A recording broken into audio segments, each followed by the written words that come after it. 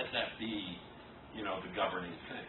When you have an opportunity to sort of have your brand get out there in front of you, network, get to know people, get people talking about you, look for references, look for testimonials, start a blog, stake out some turf online. It's pretty cheap to do, and demonstrate your expertise there. Demonstrate, get involved and engaged in the causes you're passionate about. I mean, I think you're all here a little bit because of that, and you're interested in the American Cancer Society, but put it out there, because if you've got a great reputation and they bring you in for an interview, but that day you have to change a flat tire and you've got smudges and things, you're going to say, well, I'm not worried about that because I know by their reputation that that's not the norm. That great reputation is going to trump your best suit any day. So, making a first impression, that's the last resort. This talk is called Be a Beacon.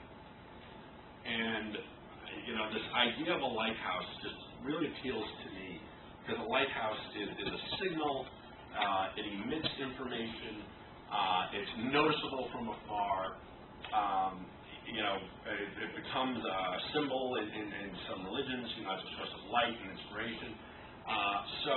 It's a powerful idea.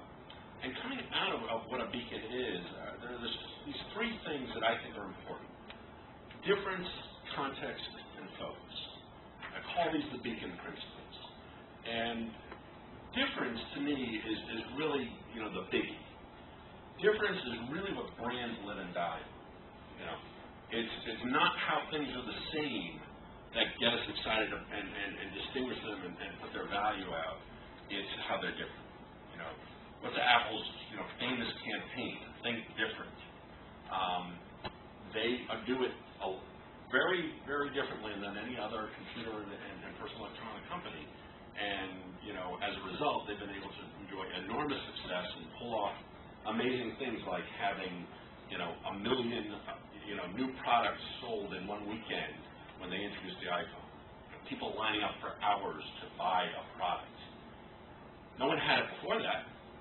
No one could tell them, hey, this product works and it's great. There's a little hype in the news. It was the power of the brand and just that cult-like expectation that drove them there and said, you know what, I have to be a part of this. And it's more than just owning a device. It was, I needed to be the one who had it the first day. Why else would someone stand there for 6 hours in a line when that first product was released? And arguably, the first version of the iPhone, not so good. I waited for the 3GS. But so it's the difference that brings power to the brand. The difference, what's exciting to me about difference is everybody's different. When you come to this idea of personal branding, everyone in this room's got a unique set of experiences, different interests, this combination of where you come from, who you've interacted with, who was your mentor, what types of things have you done so far, what are your ambitions to do, and they all add up to this kind of thing that makes you unique. It says you've got something special to offer, but it may not be out there on your sleeve yet. You may not be calling enough attention to that